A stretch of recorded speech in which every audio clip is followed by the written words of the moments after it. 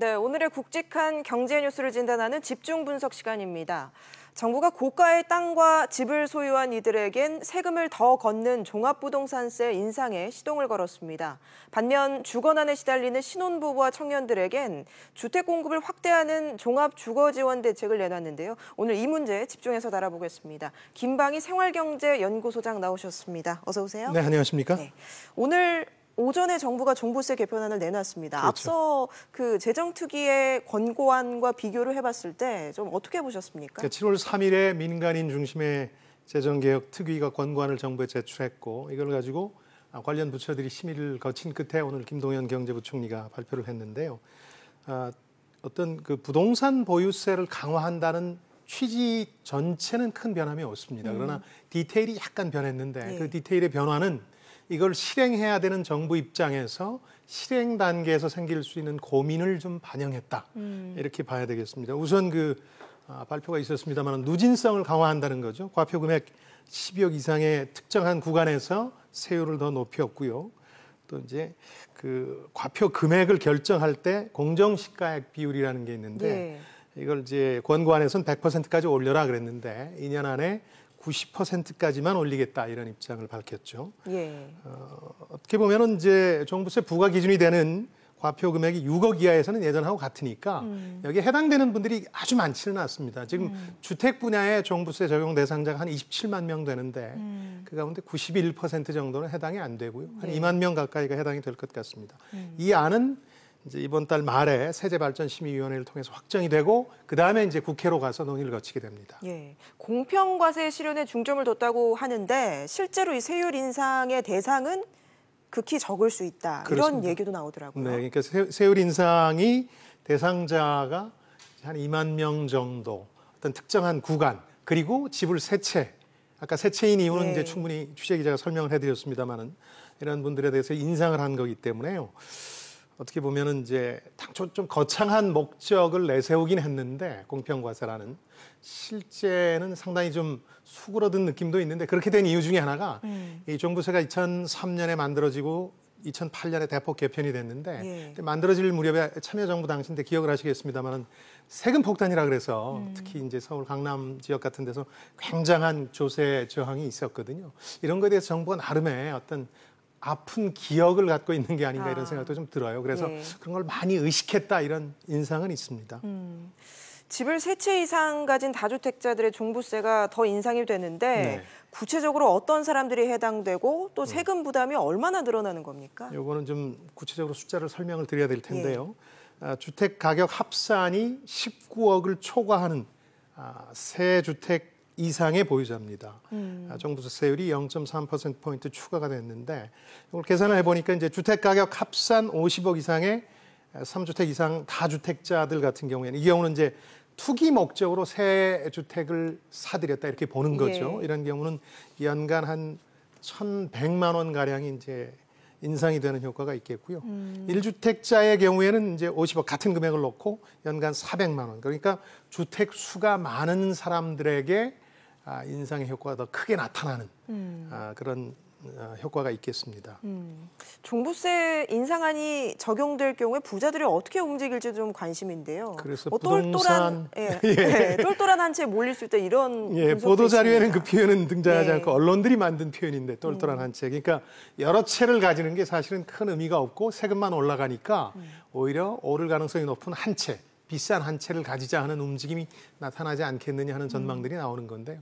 뭐 일리가 있다고 봅니다. 그러니까 이게 부동산 투기를 막자는 목적도 있는 종부세 인상이었는데 사실은 부동산 투기 수요의 형태만 좀 바꾸지 않겠느냐 이런 지적들도 그래서 나오고 있는 겁니다. 좀 비싼 어떻게 보면 보통 사람들이 범접하기 어려운 일부 지역의 아파트가 그들만의 리그로 아주 비싸게 거래되는 거 아니냐. 부동산 투기 수요의 변화를 초래할지도 모른다 이런 지적이 나오고 있습니다. 앞서 말씀하셨지만 공정시정가액 비율은 재정투기는 100%까지 올리는 게 목표였는데 정부는 90%까지만 올린다고 하네요. 그러니까 이게 왜 중요한지를 이해하셔야 되는데요. 그러니까 세금 부과 기준이 되는 게 사실은 이제 과표 금액이라고 하는 게 실거래가보다 워낙 지금 낮습니다.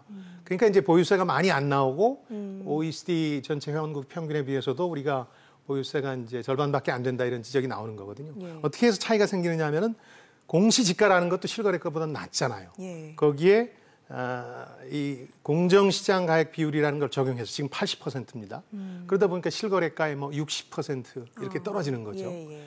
그러다 보니까 이제 세제개혁 특위 측에서는 이걸 그래도 공정시가까지는 맞춰야 되지 않겠느냐, 100%까지 올려라 했는데 정부에서는 90%로 한계를 정했습니다. 예. 이런 그 부분이 좀 적용이 된 것 같아요. 아까 제가 말씀드린 것처럼 예를 들어서 강남 지역 같은 경우에 집값이 비싸잖아요. 네. 그러니까 한 채가 이미 종부세 과세 대상이 된단 말이죠. 근데 이걸 높이게 되면 현금을 동원할 여력이 없는 은퇴자 같은 분들이 이렇게 올라간 현금을 세금으로 낼 수 있겠느냐 이런 조세 저항이 있을지 모르겠다. 과거에 이제 강남 일대에서 그런 부분이 있었기 때문에 이걸 좀 신경 쓴 게 아닌가 싶습니다. 그런데 그 당시 세금 폭탄이라고 논란이 됐던 참여정부에 비해서 지금은 2%, 이번에 올린 게 2.5%니까 예. 최고 구간에서 3%였습니다. 당시는 아직도 낮은 편입니다. 네. 그렇습니까? 정부안에 따라서 보유세 인상분은 얼마나 될까요? 원래 특별위원회 특위에서 권고한 안에 따르면 그대로 실행이 됐을 경우 이제 특위 측 추산은 1조 한 1,000억 정도 증세 효과가 있을 것이다. 이런 얘기를 했었거든요. 예. 근데 이번에 이제 주택에 대해서 일부 구간에 대한 세율 인상, 다주택자에 대한 세율 인상은 있었지만 또 다른 조치가 토지 부분에서 이루어졌어요.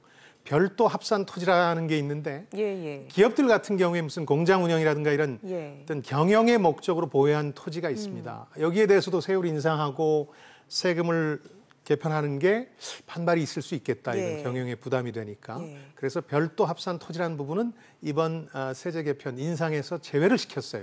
그러다 보니까 증세 효과가 여기서 떨어져 나가서 실제로는 한 7,400억 정도의 증세 효과가 있을 것으로 추산이 되니까 예. 당초 1조가 넘는 증세 효과를 기대했다가 많이 이제 줄어들었다. 이렇게 봐야 되겠죠. 그럼 7천억 원 정도 세금이 더 거치는 건데 그렇습니다. 이 세금은 어디에다 쓰려고 하는 걸까요? 네, 지금 뭐 그걸 밝히진 않았죠. 그러나 지금 증세의 필요성은 많지 않습니까? 우리 예산이 한 460조 원 정도가 되는데요.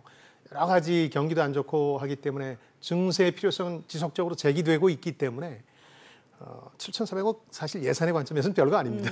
460조 원의 몇 퍼센트나 되겠습니까? 증세 효과라는 게 말은 그럴싸하지만 실질적인 큰 의미를 가지는 숫자는 아닙니다. 예.